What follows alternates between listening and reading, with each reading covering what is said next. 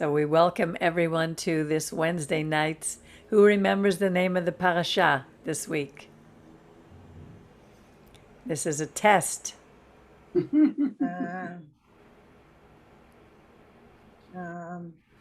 Peggy remembers the name. Well, I have to remember it. Although, believe it or not, I didn't have a lot of time to read it and study it this week. So we're going to do it together, even though I've read it many, many times before, because I was busy, as I told everyone before, with Iris before, with an elderly lady who's 94 in our community. She fell and she broke her wrist. So we were back and forth between the hospital. We took her home to make sure she's okay. So the name of the portion is called Reeh, and it means see. Now, when you say to your kids, listen to me, what do you mean? Hear what I say. Not only hear what I say, but you better obey. Right. Listen, I'm warning you if you don't do this. So this is what's going on in this portion where Moses is telling us, listen, you need to do what I'm telling you or else. So let me share the screen. This is a beautiful portion. They're all beautiful. It's in Deuteronomy 11 and it starts in verse 26. And I'm going to use this version here because it's a little easier. It says, behold, can everybody see this? Yes. Yes. Behold, I set before you today a blessing and a curse. The blessing that you will heed the commandments of the Lord your God, which I command you today. So it starts with, even though it says behold, it's really see, Reeh. Here on the right, you see that Reeh. And the curse, if you will not heed the commandments of the Lord your God, but turn away from the way I command you this day to follow other gods which you did not know. In those days, they were very obvious. In these days, we have different kinds of gods. We don't see many gods of like they did back in ancient Egypt, but we have made other types of things gods. And it will be when the Lord your God will bring you to the land to which you come, which is the land of Israel, to possess it, that you shall place those blessings upon Mount Gerizim and those cursings upon Mount Ebal. And if you go later on to a map of Israel, and you just Google in Mount Gerizim and Mount Ebal, today you will see that the blessing, Mount Gerizim is all green and beautiful. Mount Ebal it looks like it was hit by a curse. Well, I forgot about that. Yeah, it's like that today. Wow. Where are they exactly? In the Middle East. No, I know, but do you know where these mountains are? You're asking me about geography, Miriam. Well, I'm the worst person in the world when it comes to but I geography. didn't know that was. That's why we have Madame Google. No, but I didn't know that one was green and the other was. Yes, one is green and the other one has no green on it at all. It's amazing. Wow, amazing. Are they not on the other side of the Jordan? Way beyond here. He's telling us where it is on the other side of the Jordan. So today it's in Jordan, in the direction of the sunset. So again, you could see. So where does the sun set? In the west. I'm not sure if it sets in the east in that part of the world. Maybe. But if you in the land of the Canaanites, who dwell in the plain opposite Gilgal, near the plains of Moreh. So this is exactly where you'll find them. Verse 33 will give you the exact directions. For you're crossing the Jordan to come to possess the land which the Lord your God is giving you. And you shall possess it and dwell in it. And you shall keep to perform all the statutes, which, remember this word for statutes? Chukim. Chukim are rules that don't really make common sense. You just have to keep them. It's like when you say to your kids, when the kids say to you, why do I have to do that? You say, you just do that. When you're older, you'll understand. That's what the chukim are. The ordinances or the mishpatim, those are the judgments, the last 5 commandments that I am setting before you today. Next. Okay, Jerry, you want to read a few? As you wish. These are the statutes and ordinances that you shall keep to perform in the land which the Lord God of your fathers gives you to possess all the days that you live on the earth. You shall utterly destroy from all the places where the nations that you shall possess worship their gods, upon the lofty mountains and upon the hills, and under every lush tree. And you shall tear down their altars, smash their monuments, burn the Asherim with fire, cut down the graven images of their gods, and destroy their name from that place. You shall not do so to the Lord your God. Before we continue, it just came to my mind. How many of you have been to Israel? Me. Do you remember seeing the temple in Israel that's very famous? It begins with a B. The Baha'i temple. Oh, yeah. That's near the wall? To tell you the truth, No, I think it's in, I don't. it's Yeah. it's near, I know, I forget that, it's in Haifa, near I Haifa. thought that's what I was gonna say. It's Yeah. it's near Yeah. Haifa. So this is right in the middle of Israel, the Baha'i temple, and it is to other gods. And here God is saying, tear down their altars, smash their monuments. I mean, if we would do that today, do you know the uprising that would happen in the world? And yet we were told to do that, not to have those things in the land of Israel. I wonder, what God thinks of that today. What is the Baha'i exactly? I'm not sure if do you know? it's a faith behind it. The It's a Baha'i, which? it's one of the Eastern religions. They have their gods. Miriam, do you know Baha'i? I'm trying to think, I know they wore those turbans. Yeah, and Um, it's supposedly a very peaceful religion, like Buddhism. It's a type of Eastern religion like that. But again, Madame Google will help you with knowing exactly who Baha'i is. Just make your notes, and then you could look it up after. Okay, continue here with verse 5. But only to the place which the Lord your God shall choose from all your tribes to set his name there, you shall inquire after his dwelling and come there. And there you shall bring your burnt offerings and your sacrifices and your tithes and the separation by your hand and your vows and your donations and the firstborn of your cattle and of your sheep. And there you shall eat before the Lord your God, and you shall replace in all your endeavors you and your households as the Lord your God has blessed you. You see, God wanted us to all come to one place to worship him, which is why he had us in the desert build the Mishkan, the tent of meeting, and also later we built the temple. It wasn't going to be like you'll look in many other religions, they all have little altars. Go into a Chinese restaurant. You go into many Catholic villages, all have little altars everywhere. God didn't want that for us. He said, don't worship those gods. You come here only to the place which the Lord your God shall choose from all your tribes to set his name there. That's where we were to come, bring our offerings, bring our tithes, our donations, the firstborn of our cattle, our sheep. That's where we were to go, because there we would worship together. We would eat together.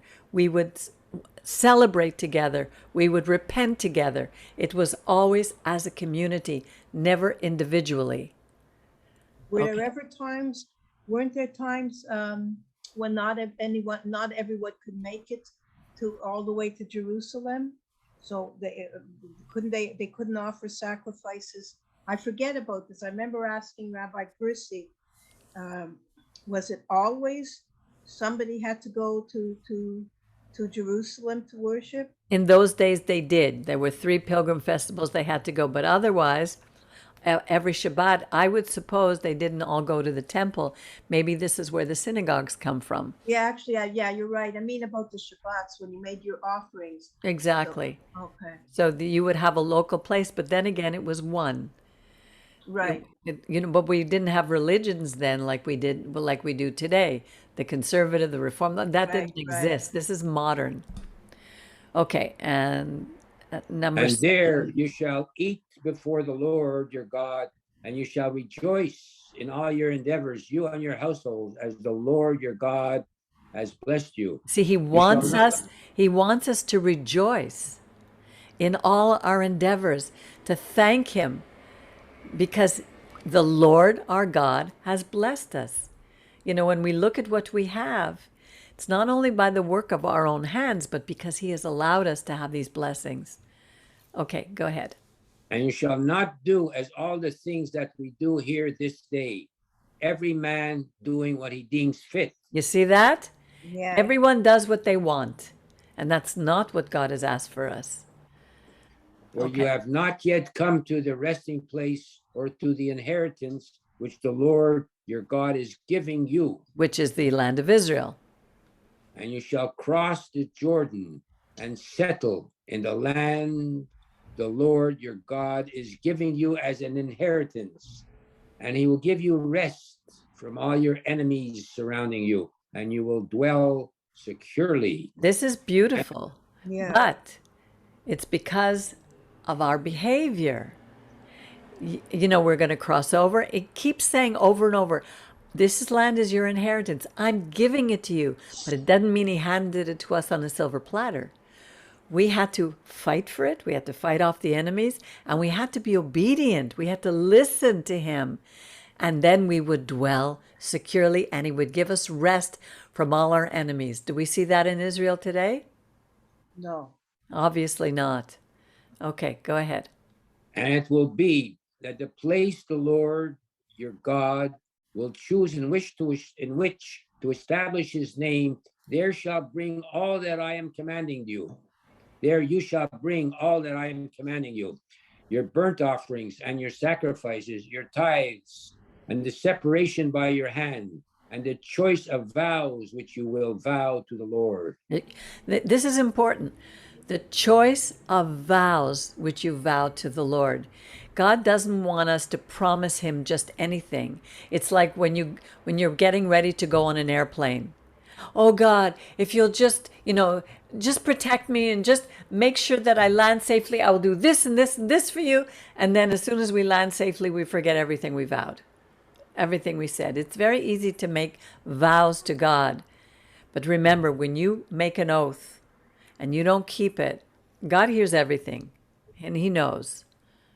And you shall rejoice before the Lord your God, you and your sons and your daughters and your menservants and your maidservants and the Levite who is within your cities, for he has no portion or inheritance with you. Beware. It's amazing. Oh, sorry.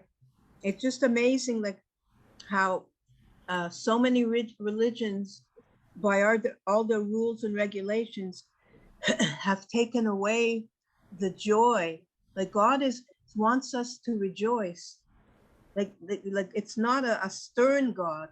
We often believe that God is a stern God, that he's a God of joy, and it's amazing. Exactly, but that's the sad part about religion, because it's made us not rejoice, but to have so many rules and regulations that people become mashigah.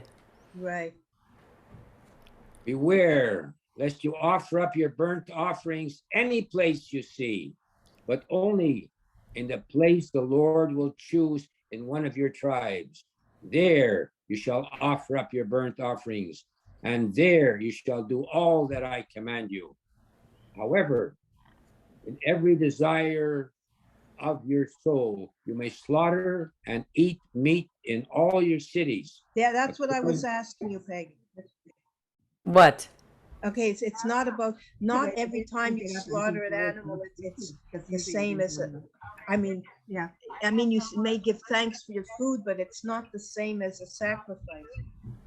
No, Even though you eat the sacrifices. you but- eat the offerings, of I course, mean, but the it, offerings, worry about but that. this is, okay, anyway. yeah, exactly.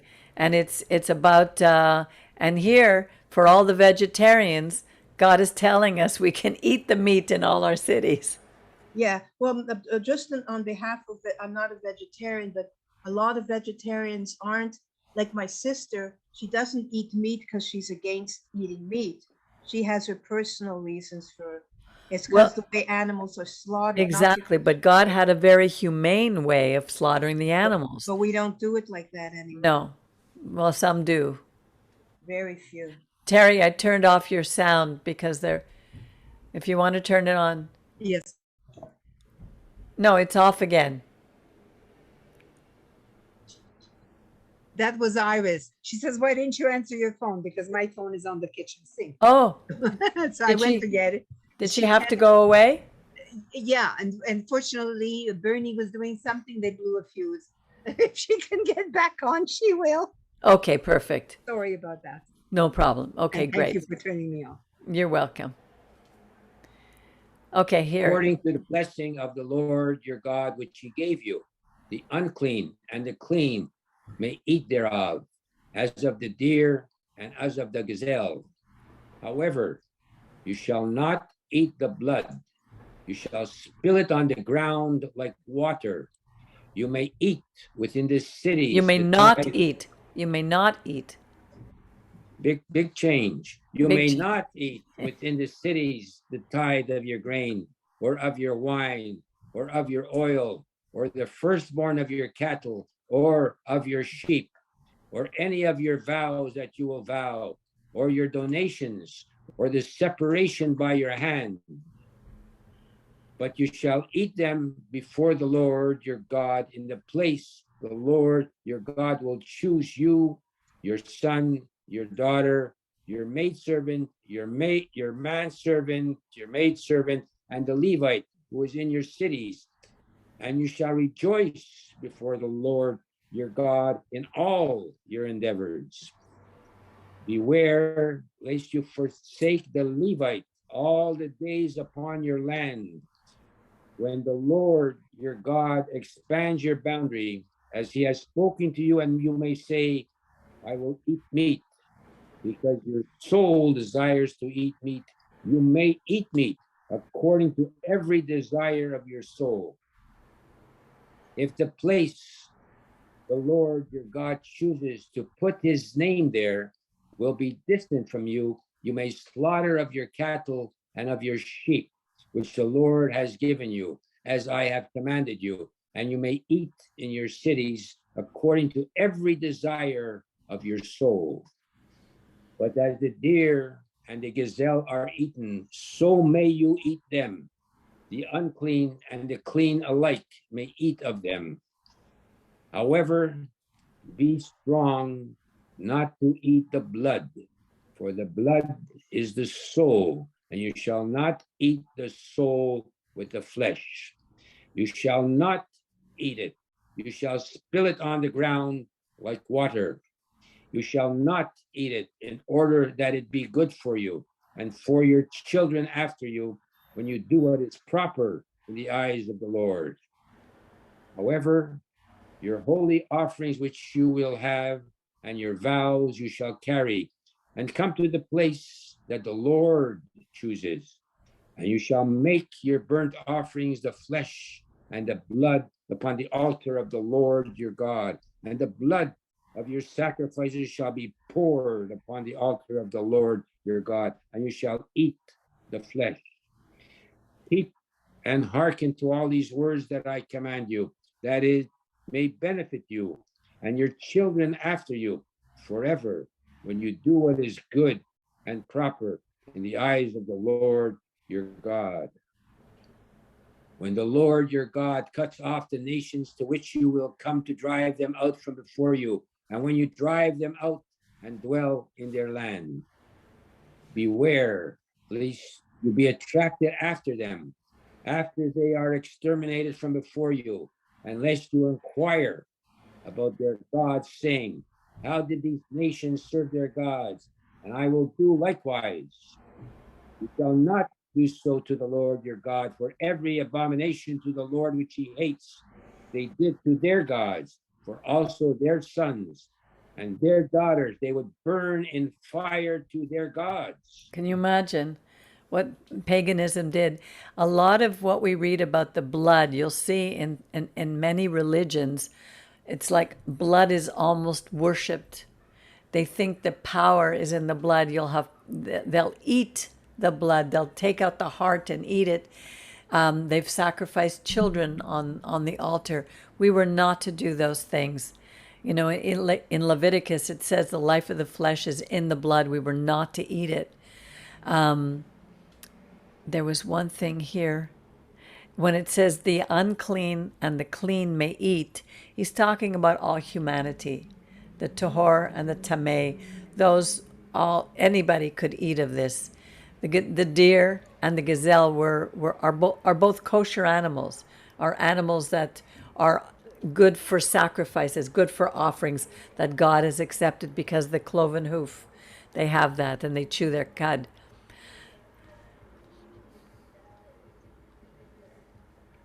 Next, chapter 14. Would you like to read, Terry? Alrighty. Everything I command you, that you shall be careful to do it. You shall neither add to it nor subtract from it. This is very, very important. Over and over, every single religion adds and subtracts from the words of the Torah. They make up their own rules and they say that God said it, that God wants us to do it. And then if people don't read the Torah itself, they won't know. It's a little bit like when they take a course to learn counterfeit money.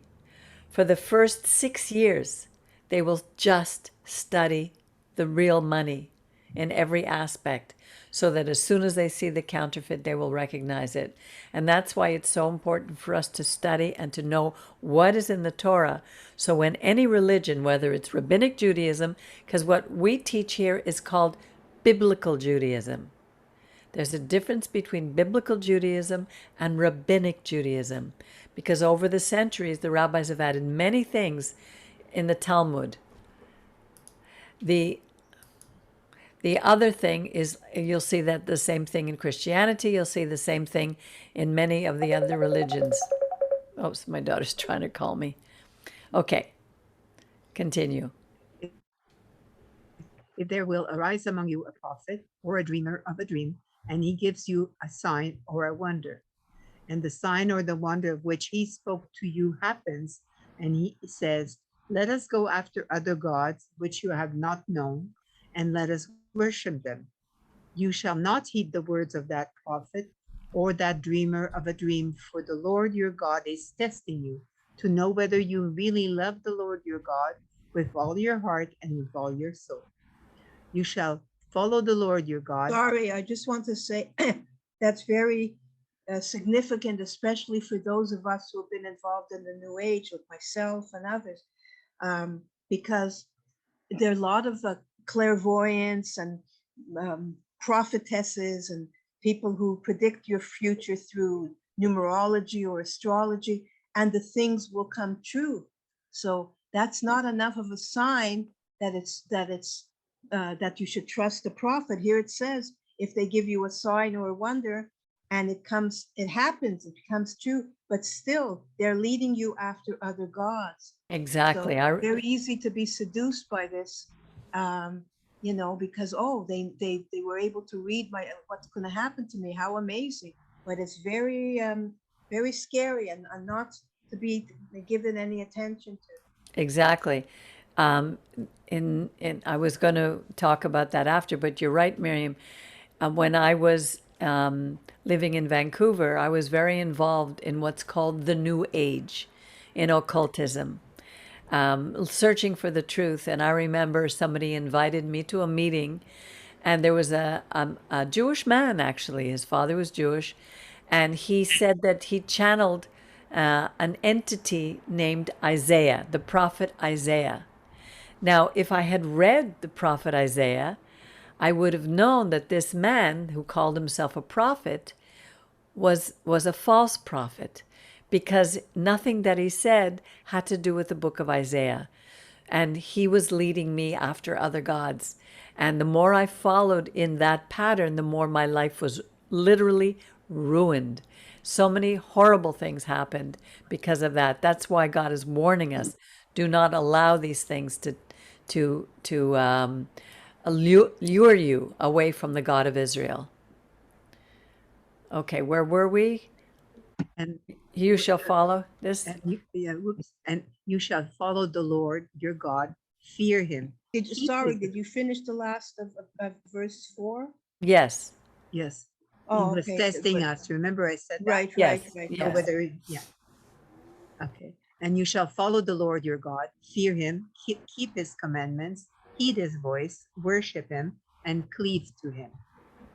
And that prophet or that dreamer of a dream shall be put to death, because he spoke falsehoods about the Lord your God, who brought you out of the land of Egypt, and who redeemed you from the house of bondage, to lead you astray from the way in which the Lord your God commanded you to go. So shall you clear away the evil from your midst. You know, it's very interesting that a lot of the people that I met, and I met a lot of channelers, they all believed that their spirit was reincarnated from somebody who lived back in ancient Egypt. In the Torah, Egypt plays such a powerful role. It's a role model for us for today. The things that happened back then, as I said before, are repeated over and over throughout history. We're seeing it even again. Like when I look at pictures of this monkeypox, I say, you know, it looks like the boils in one of the 10 plagues, almost identical. We're seeing the same type of things happen, and exactly for the same reasons.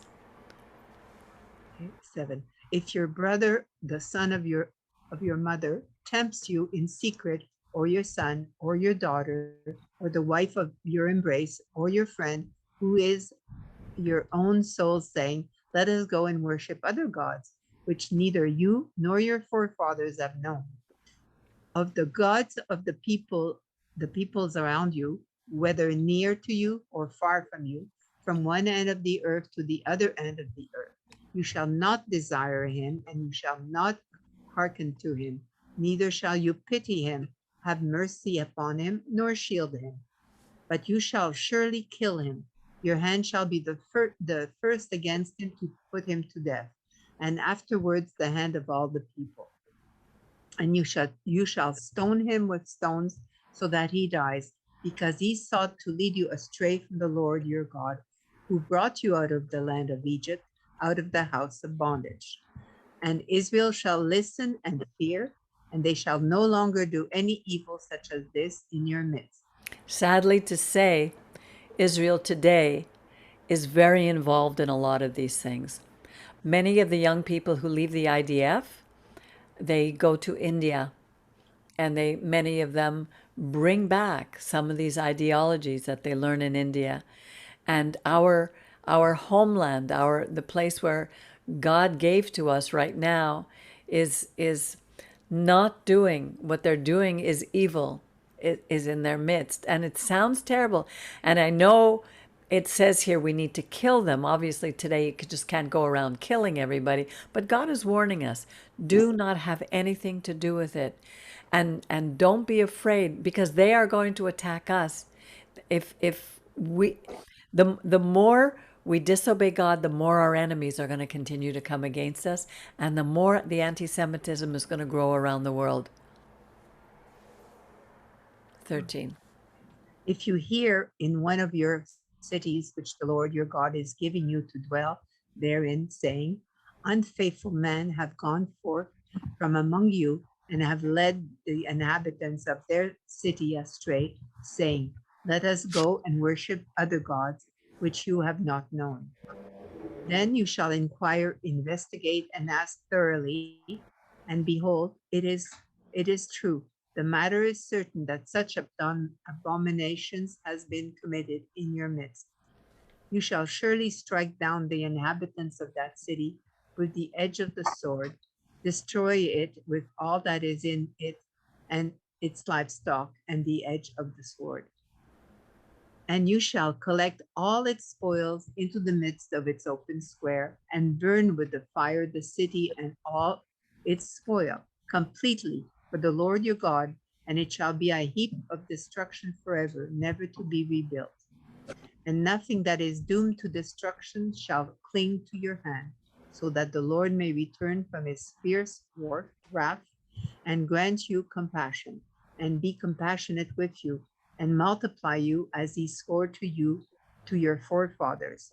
For you shall hearken to the voice of the Lord your God, to keep all his commandments, which I command you this day, to do that which is proper in the eyes of the Lord your God.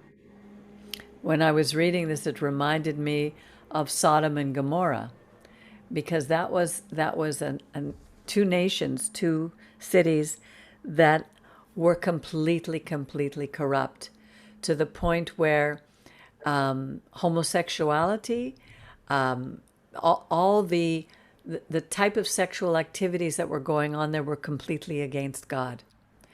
When the men of the city came and were knocking on Lot's door, because they knew that there were two men who had gone in there who were angels.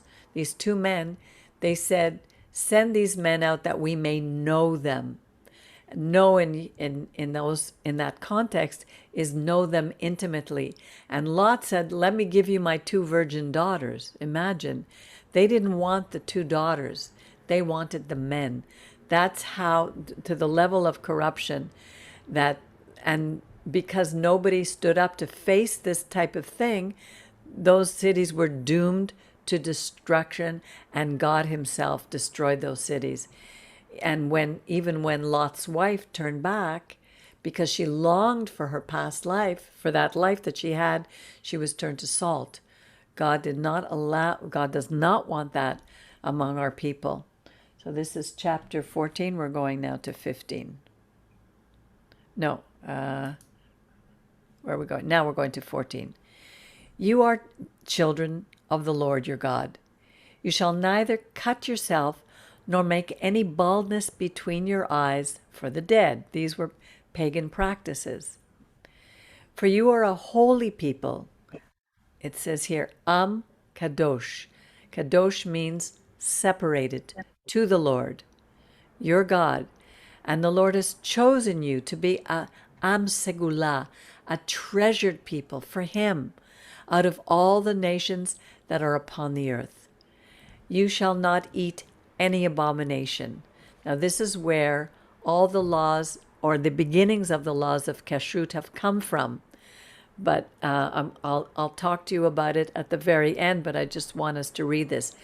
These are the animals that you may eat: the ox, the lamb, the kid, gazelle, deer, antelope, ibex, the chamois, the bison, and the giraffe. Interesting, we could eat a giraffe. And I just try to catch one. And every animal that has a split hoof and a hoof cloven into two hoof sections, and who chews the cud among the animals that you may eat.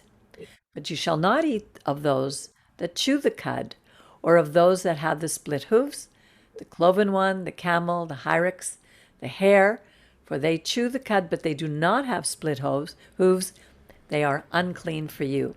And the pig, because it has a split hoof, but does not chew the cud, it is unclean for you.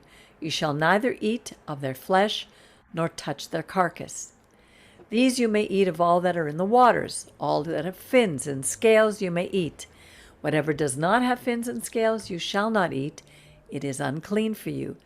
You may eat every bird, but those which you shall not eat, the eagle, the ossifrage, the osprey, the white vulture, the black vulture, the kite after its species, every raven after species, the ostrich, the owl, the gull, the hawk after its species, the falcon, the ibis, and the bat, the pelican, the magpie, and the cormorant, the stork, the heron and the species, the hoopoe and the atalef. And every flying insect is unclean for you. It may not be eaten. You may eat any clean fowl. You may not eat any carcass. Now, this is important because right after he's telling us about all these animals that are clean and unclean, he's saying this: you shall not eat any carcass, which means a dead animal. That's called roadkill.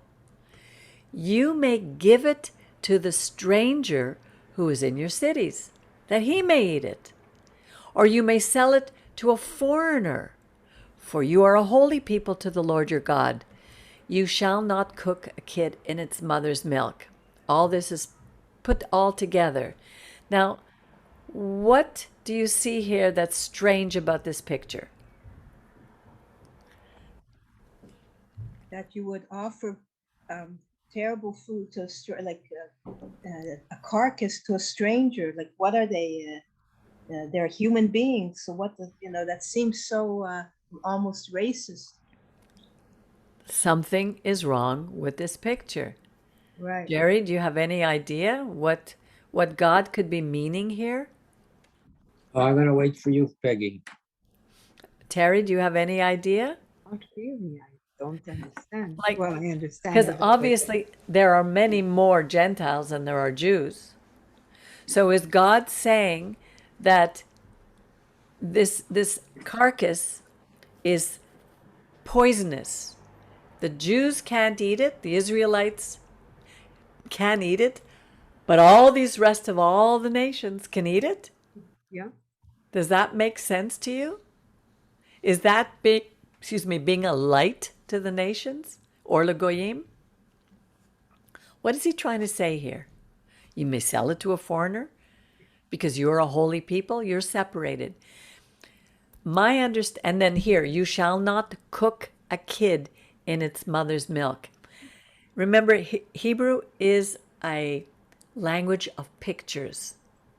They understood very clearly that at that time there were pagan rituals which God was taking us out of. He didn't want us to do those things. There was a ritual in paganism that if they took a kid, wrenched it away from the mother while it was nursing, and they killed the kid in front of the mother, and they boiled the kid in the mother's milk, then they would give this to somebody who was trying to get pregnant. It was a rite of fertility. God was saying, first of all, we are not like them. We are to be separated from the pagans. I am taking you out of the pagans. I'm making you into a nation, and I'm going to use you for a reason. And in those days, the specific ways that we could be separated was in the foods that we would eat and couldn't eat, in how we dressed. Those were the ways in those days for us to be separated from paganism. Today, it's very different. Today, what God wants from us is our behavior. We are to behave, to love justice, to love mercy, to take care of the orphan, the widow, those among us who cannot speak out for themselves, to keep the commandments. That's how other people will know that we are a different nation. The animals here that were given, some of them were, when it says we may not eat of it, we could not offer them for sacrifices to eat. For whatever reason God decided, but we don't understand it. It's not a very clear picture as to But why. also remember, some of these animals were made into gods by the surrounding people. So it's like saying, if you're eating one of their gods, it's to show you that animals are not gods. Exactly. That's what happened when we were in Egypt. When we were living in the part of Egypt, we were shepherds. And the Egyptians would not eat with us because the sheep was their god. We were killing their God and eating it. It was Right. an abomination to them. Now God is taking that abomination and refocusing it, turning it around. But the whole thing has to do with be separate from the gods of the world and only focus on me. Now here, you shall, okay, so that's that portion. You shall tithe all the seed crop that the field gives forth year by year. So what God is saying here, whatever we earn, whatever we acknowledge that God has given us through, even if it's our hard work, because here we had to work the crop and the fields. It didn't just pop out. We had to work for it. But the first tenth, that's what the tithe is. The first tenth belongs to God, and you give it back to Him. You give it to charity, you give it to your synagogue, you give it to the congregation that you attend. That's what God is saying in acknowledgement that we are grateful for what He's given to us. And you shall eat before the Lord your God in the place that He chooses to establish His name. The tithes of your grain, your wine, your oil, the firstborn of your cattle, of your sheep. In other words, you have a business, you give a tenth of your profits back to God, so that you may learn to revere, to fear the Lord your God all your days. But if the way be too long for you, that you're unable to carry it, for the place which the Lord your God will choose to establish His name is too far from you, for the Lord your God will bless you. Here, Miriam, is what you were saying. Yeah, right, right. Then you shall turn it into money, bind up the money in your hand, and you shall go to the place that the Lord your God will choose. You shall turn that money into whatever your soul desires: cattle, sheep, new wine, old wine, whatever your soul desires, and you shall eat there before the Lord your God. You shall rejoice, you and your household. And as for the Levite who is in your cities, you shall not forsake him, for he has neither portion nor inheritance with you. I just don't understand something where it says you shall, if it's too far for you to go. Is he talking about the regular sacrifices for the Yes, holiday? But not for the holidays, for everything? probably these were for the Shalosh Regalim, I would say. But for those holidays, you didn't eat you sacrificed them in Jerusalem, no? And Yeah, did but you, wherever you were, but do you eat them there? I guess part of most of it you did eat, but not all of it. you shall I see. turn that into money, into whatever your soul desires. Cattle, sheep, new wine, old wine, whatever your soul desires, you shall eat there before the Lord your God. I would suppose each city had its place of worship, and So are that's you where you would saying take if it. they could go far enough to worship in the one place, is that what they did there? Well, there. Go to Google. Yeah. No, I'm sort of talking to myself. I just want to not like it's not anyone could answer. It doesn't have to be. Yeah, well, they're also here. It's going to show you there are many other offerings that we have. I think this is why the nation of Jews are such, though they call us cheap, the world says we're cheap, we are not. No. We are the most giving of all nations. And at the end of 3 years, you shall take all your tithe of the crop in that year, place it in the cities. And the Levite, because he has no portion or inheritance with you, and the stranger and the orphan and the widow who are in your cities will come and eat and be satisfied. That's why we have organizations like Mara. We take care of our own, so that the Lord your God will bless you. There's also the orphan and the stranger. We have to And the take care. stranger, exactly. Mara doesn't turn anybody away. Yeah, that's true. He'll give to everybody. Yeah, that's true. So the Lord your God will bless you in all the work of your hand that you do. So now we're going another. Oops, sorry, Shalom, Chabad, I'm not. So now we're in chapter 15. Okay, Jerry, you want to read? At the end of 7 years, you will make a release. And this is the manner of the release: to release the hand of every creditor from what he lent his friend. He shall not extract from his friend or his brother, because time of the release for the Lord has arrived. Can you imagine every 7 years that all our debts would be forgiven? Wow. Oof.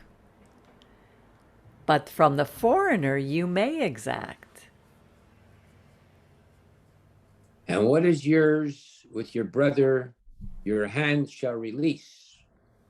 However, there will be no needy among you, for the Lord will surely bless you in the land the Lord your God is giving you for an inheritance to possess.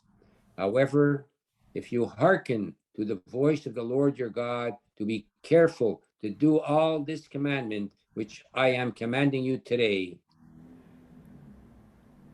for the Lord your God has blessed you as he spoke to you, and you will lend to many nations, but you will not borrow. You will rule over many nations, but they will not rule over you. Look, when we are obedient, what God has promised us. And that certainly isn't happening today. There will be no needy among you. God wants us to take care of our own, but it's not a welfare system. It's a responsibility for those who have more to take care of those who have less. If there will be among you a needy person from one of your brothers in one of your cities in your land, the Lord your God is giving you, you shall not harden your heart, and you shall not close your hand from your needy brother. Rather, you shall open your hand to him, and you shall lend him sufficient for his needs, which he is lacking. I remember when I was a kid, we were at a time when our business, my father's business had failed, and they were really struggling. And they had my mother's very best friend was a multimillionaire, and she never helped for one moment, and I could never understand why. As a matter of fact, even when she needed to buy, she was selling a bed for my brother. She was selling a bed, and my mother wanted to buy a bed for my brother. She charged her, and it Wow. was not a cheap amount of money. And I said, and I remember thinking I would never be like that. We need to help. We need to. That's even why we have the Hebrew free loan. You know, Right. we need to help each other. Beware, lest there be in your heart an unfaithful thought, saying, the seventh year, the year of the release has approached, and you will begrudge your needy brother and not give him. And he will cry out to the Lord against you, and will be a sin to you. You shall surely give him, and your heart shall not be grieved when you give to him. For because of this thing, the Lord your God will bless you in all your work and in all your endeavors. For there will never cease to be needy within the land.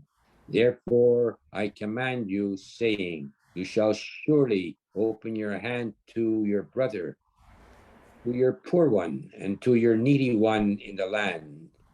If your brother, a Hebrew man or a Hebrew woman, is sold to you, he shall serve you for 6 years. And in the 7th year, you shall send him forth free from you.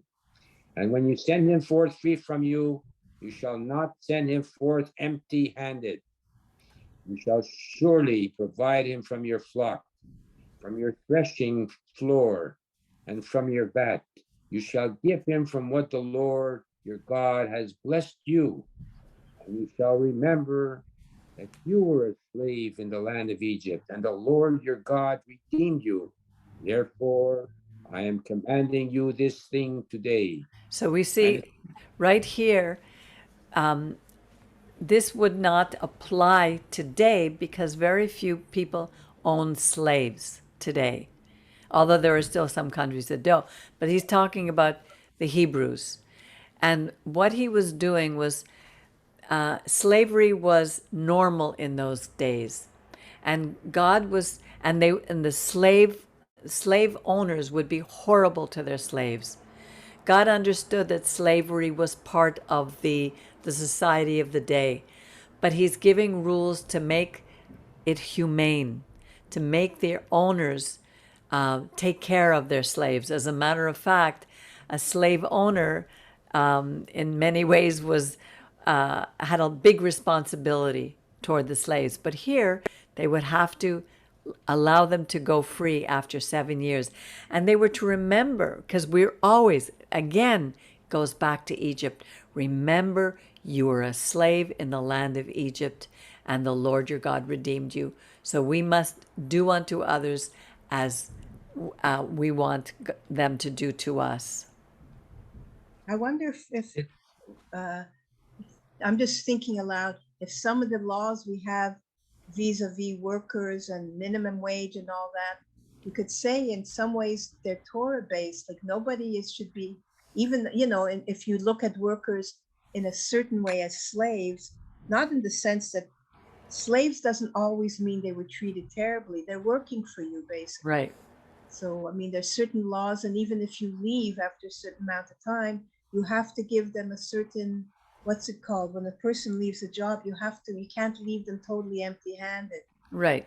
I don't know if there's any relationship or if somehow. Most of these rules, I mean, a lot of the early Union people were Jews. I mean, we always looked for justice and equality and fighting for the underdog. It's a part of our nature because the Torah is within us. Yeah. Justice is a very important part of who we are because of the Torah. Yeah.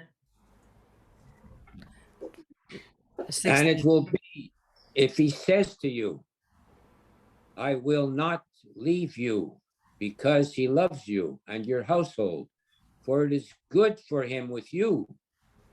Then you shall take an awl and put it through his ear and into the door, and he shall be a servant to you forever. And also to your maidservant you shall do likewise. You shall not be troubled when you set him free from you, for twice as much as a hired servant, for he has served you 6 years, and the Lord your God will bless you in all that you shall do. It seems that it's a very strange custom to take an awl and to put it through the ear of a slave who doesn't want to leave. But in a way, it's a sign that a person is so afraid to be free, because with freedom comes responsibility. And they would prefer to stay what they are, to have somebody else take care of them, and not be free, that they would prefer to have an awl put through their ear than to go and be free. It's in some way, it's a sign that they were not trusting God to be able to take care of them and provide for them, that they couldn't trust that they would survive out there in the world. Every firstborn male that is born of your cattle or of your flock, you shall sanctify to the Lord your God. You shall neither work with the firstborn of your ox, nor shear the firstborn of your flock. You shall eat it before the Lord your God year by year, in the place the Lord chooses you and your household. And if there be any blemish in it, whether it be lame or blind or any ill blemish, you shall not sacrifice it to the Lord your God. You shall eat it within your cities, the unclean and the clean together, as the deer and as the gazelle. However, you shall not eat its blood. You shall pour it on the ground as water. So when you are to bring an offering to God, there shall not be any blemish in it, whether it be lame or blind or any ill blemish. It's a little bit like if you go to somebody's house and you bring them an offering of thanks, thank you for inviting me to your house for dinner. And you go and let's say you choose to bring them flowers, and you pick the wilted bunch because it's on sale, and you bring it to them. What kind of offering is that? So God is saying when you bring something to God's house, you bring the best. It has to cost something. You're not going to get away with just bringing anything. Otherwise, don't even bother. Now here, this is really, keep the month of spring and make the Pesach offering to the Lord your God in the month of spring. The Lord your God brought you out of Egypt at night. You shall slaughter the Pesach to the Lord your God of the flock and the cattle in the place which the Lord will choose to establish his name therein. You shall not eat leaven with it. For 6 days you shall eat with it matzot. 7 days. For 7 days, the matzot, the bread of affliction. For in haste you went out of the land of Egypt, so that you shall remember the day when you went out of the land of Egypt all the days of your life. This for our people is so important. Always remember what happened in Egypt so that we don't make the same mistakes again.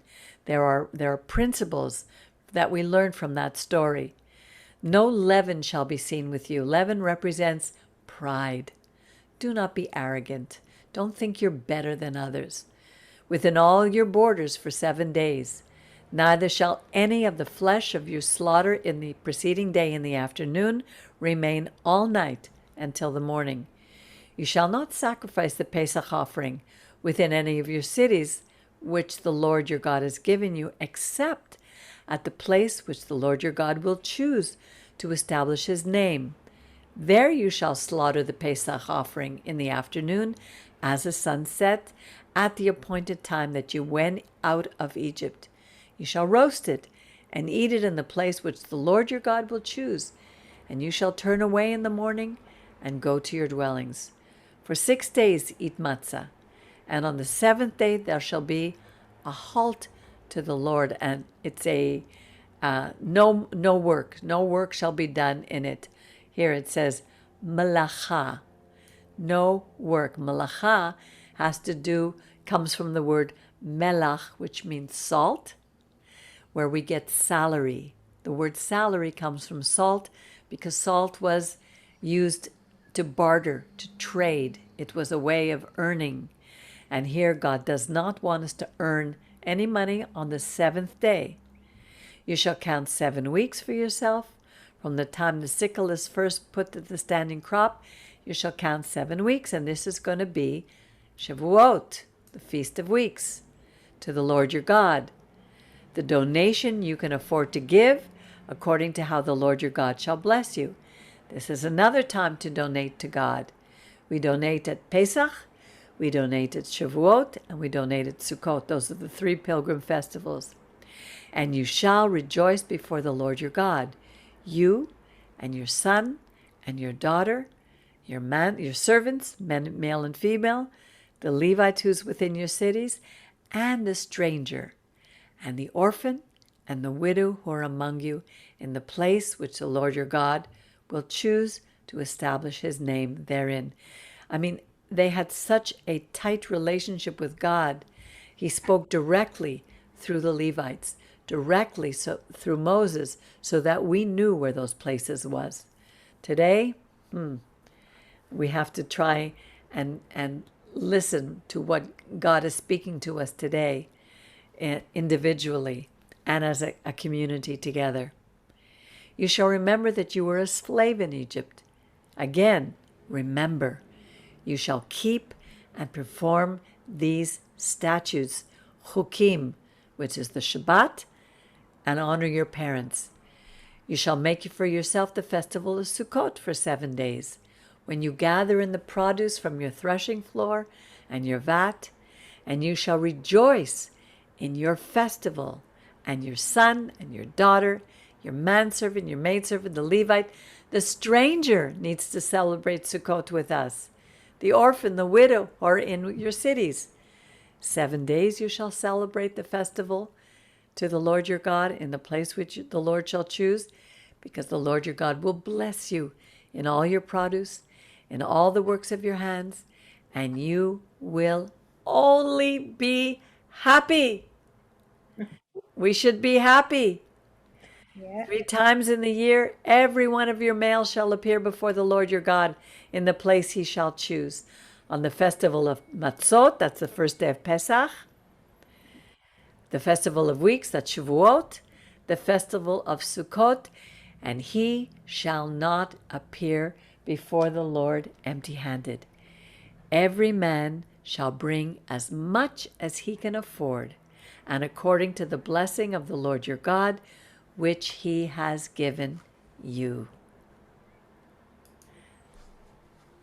Powerful stuff. That's why God wanted the king to read it to our people. We needed to hear the Torah read aloud every year. The king would have his own Torah. We should have a Torah in our own home so we could read it a little bit every day until it gets so much to be a part of us that when we realize just how much God is with us, that's when real joy comes, because we know he's watching over us. We know that he's with us. It's absolutely changed my life. It's amazing how much in this chapter God talks about joy and celebration, even with the sacrifices. I remember how happy I was when I was so overwhelmed when I first heard all these sacrifices. I said, "What is this? Cows and sheep? It's like a slaughterhouse." And then I found out that most of these were eaten. It's like giving thanks as for your food. Exactly. It was a great big picnic, a great big barbecue. and the Kohanim, the Levites, worked harder during the holidays and on Shabbat than anybody else. We went to the temple, but they were busy slaughtering and barbecuing. They would take our offerings, which we brought with all our heart, to say, we need to come before you because we did this wrong, we did that wrong, please forgive us. And then we would sit down and eat together. That's what the holidays are. And we bring everything together. We bring the offerings so that everybody could celebrate, and showing that poor and wealthy alike all had equal value in the eyes of God. And we were all to eat together. It was a time of great rejoicing. New Jer? You have a smile? Tonight we have Peggy Pardo is going to sing a little that song, Happy, Happy. How does the song go, Peggy? Which Happy, one? Happy. I don't know. I'm leaving it with you. There's a song, Happy, Happy. There's a something song like that, no? If there's not, you should write one. I'm If sure there's you're a song. happy and you know it, clap your hands. Oh, yeah. If you're happy and you know it, clap your hands.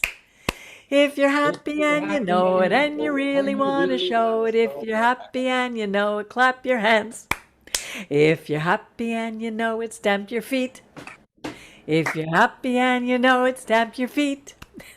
If you're happy and you know it and you really want to show it, if you're happy and you know it, stamp your feet.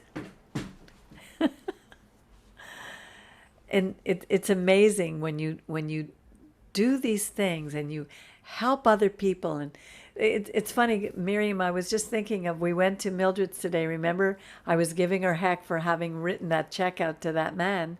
And yet maybe she was just being obedient to God, helping him out. Yeah, no, I know, but you weren't doing it from that place. No, I was doing it hoping that he wasn't taking advantage of her. Yeah, no, it's not like you would tell, like I knew what you were doing. It's not I don't believe it's like taking away her joy. Like sometimes, you could be not wise in your own, like in some of the things you do. Yeah, Like when you lend money, you need to be willing to lose it. You need to be willing to give it. But No, I mean, yeah. if you're giving it, you give it with your heart, and I think she did. Oh no, She I don't. gave it I with don't her for a heart. second doubt that, but I just think sometimes you have to use judgment too. And Exactly. anyway, and I don't think she was. That's all. Like, I think he was being a snorer. Maybe. Oh. Yeah, we Maybe have to he's be not careful. learning anything. Listen, I don't doubt that her heart is in the right place. Yeah. If all our people would obey the Torah, there would be no problems in Israel. There would be no problems among our people. There would be no sickness. It would be a very different world. And the reason we need to keep it and learn to do this is so that we will be a light to the nations. It's not that we have a different God. There is only one. We were to take what he gave us and bring it to them. So that's our story for today. So Jerry, are you ready to read the say the Yivarechacha? Yeah, sure. Just, okay, I'm going to read a little. Uh, before, like I did the last time. Okay. So, so this year blessing was what the Lord asked the Kohanim to bless, and then everyone blesses that, like on maybe it's rabbinic or whatever.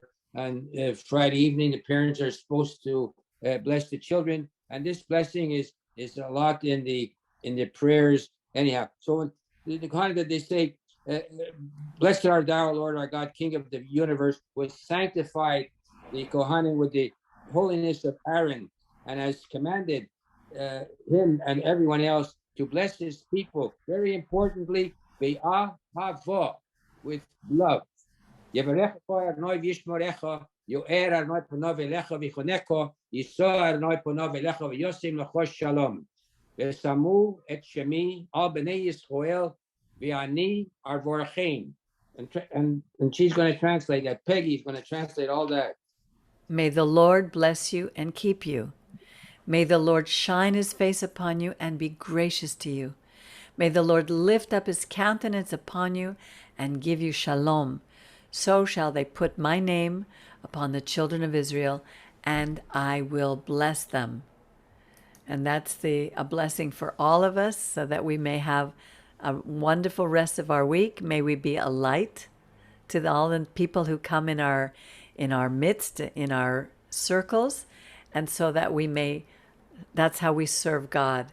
And the more we give to others, the more we receive. It's absolutely amazing. And the more a sense of joy just reverberates through our bodies and helps us to stay healthy and young. And that is the secret to long life. So thank you, everybody, for joining our study again tonight. I love it, and may God open the eyes of many from this little study group.